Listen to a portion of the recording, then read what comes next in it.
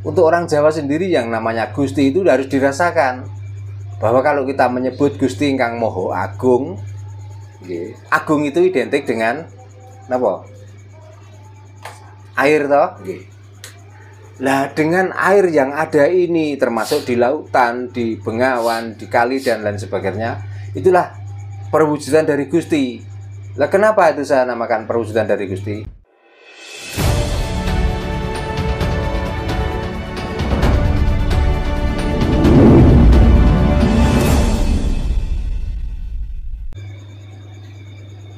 Nah ini tetap mawon. Setiap pertemuan ngeten iki aja mek ngrungokno ning angen-angen. Supaya oleh ngilmu. Mungkin nek bukune niku kebeken tulisan jenengan malah ngelu. Nggih. Lah betul buku niku mbok kala-kala diwaca to. Apa to winane sing disampaikno guruku. Niki dereng niki. Mungkin tetep tak tes terus. Terus saya lagi kepengen ngerti, jenengan mriki niku tenanan apa mek seneng jagongan ngoten lho. Nek timbang seneng jagongan, kula ya ora perlu sila, ya ora perlu dandan ngeten iki. Angger mriki tak suguhi kopi, ayo do omong-omongan. Lah ngoten tak pun penak. Timbang budaya omong-omongan. Napa malih nek teng mriki kemplung-kemplungan. Ngono paling gula. Wis sing kandhane angger ngumpul teng mriki niku ngomongno bab napa sing diajaraken teng mriki. Ya. Masalah kemplung-kemplungan niku enten wektune dhewe. Jenengan cerita ngalor ngidul ngomongno niki ora tambah nentremno ati, tambah bodhekno ati, tambah timbul rasa gelo, tambah timbul rasa mangkel. Ngoten lho. Napa malih sing sebenarnya niku pelajaran jenengan pleset-plesetno gawe guyon. Niku malah ra karu-karuan niku dadine. Jadi nek timbangane ngoten nggih jenengan aja melok ngaji niki. Daftar mawon grup lawak.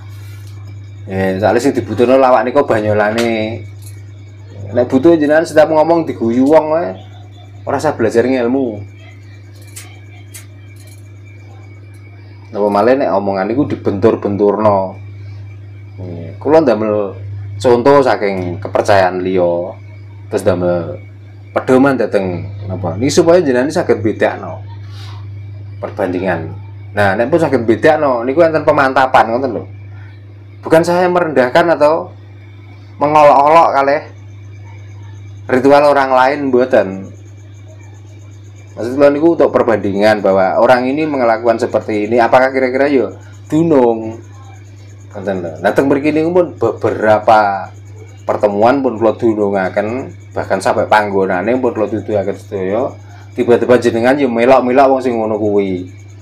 Melok-melok wong sesek ngawang, ora jelas ngoten niku.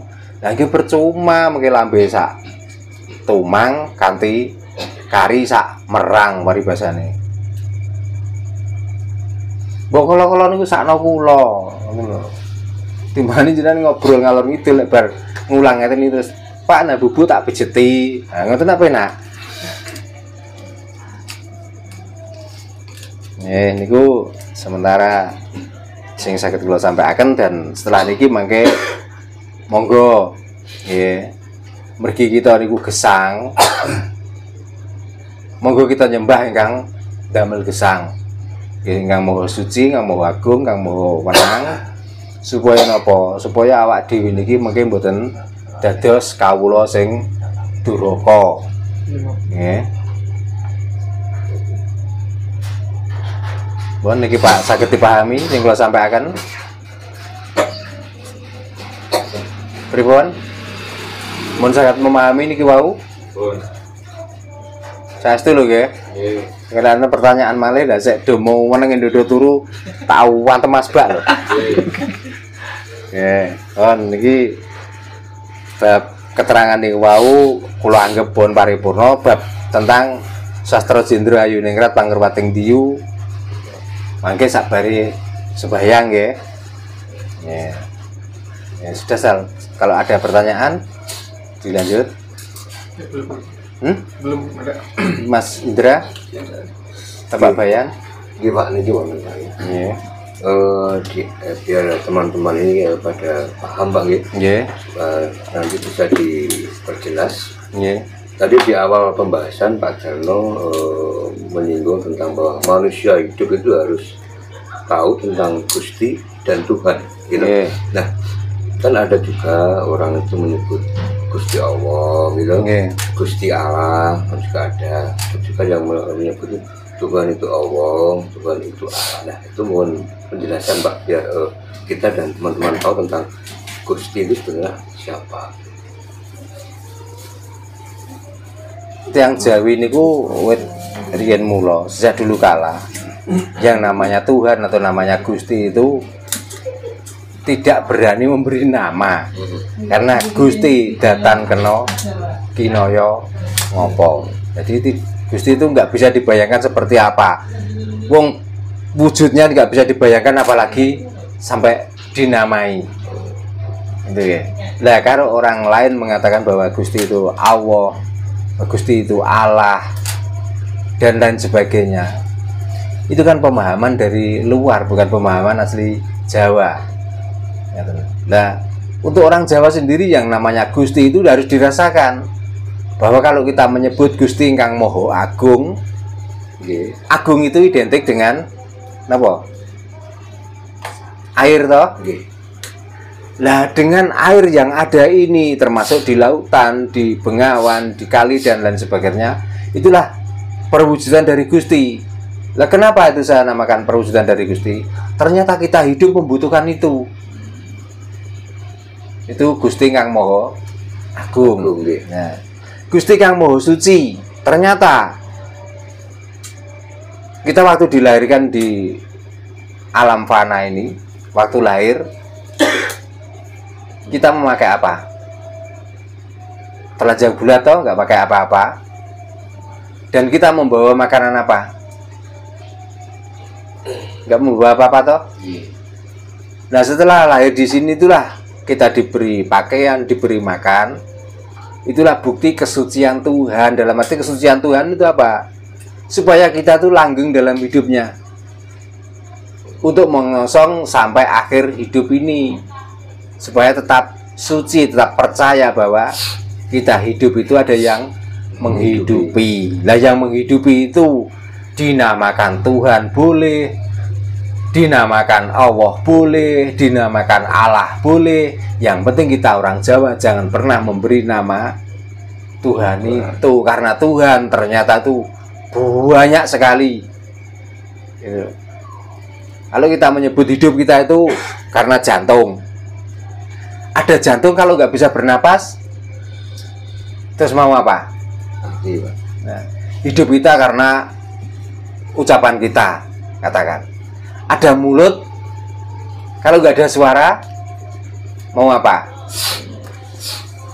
Nah, yang dinamakan Gusti Kang Moho Suci untuk mensucikan apa yang ada di dalam tubuh kita itu loh. Masih banyak sebenarnya Gusti Kang Moho Suci, Moho Agung, ya, Moho Langgeng dan lain sebagainya. Makanya Tuhan orang Jawa itu, agama orang Jawa itu kasunyatan. Kasunyatan itu artinya kenyataan dalam hidup ini.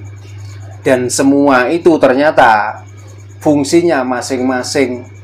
Nah, supaya kita itu bisa menetapkan fungsi dari apa yang ada dalam tubuh kita itu, makanya kita tuh mencari ilmu, mencari kaweruh, sebenarnya untuk mengilmukan dan untuk ngawerui apa yang dinamakan hidup dan siapa sebenarnya yang dinamakan aku. Gitu. Tapi kalau semuanya nanti, oh ini semua sudah kehendaknya Allah, katakan, itu artinya kan cuman kesimpulannya cuman disatukan satu hidup. Tapi ternyata yang hidup itu sumbernya dari mana? Itu kan masing-masing. Oh, nyatanya banyak orang yang hidup, kita punya mata, orang itu tidak punya mata. Punya mata tapi tidak ada penglihatan. Ya. Ada lagi orang hidup yang punya telinga, mestinya bisa mendengar, tapi nggak sedikit orang yang punya telinga tidak bisa mendengar. Hidup itu karena keluar masuknya napas dari hidung. Ada yang punya hidung ternyata tidak bisa bernapas, dan tidak bisa mencium. Dari mulut katakan. Kalau sudah menamai itu artinya cuman simbolis dari hidup, tapi sumber dari kehidupan jarang yang tahu.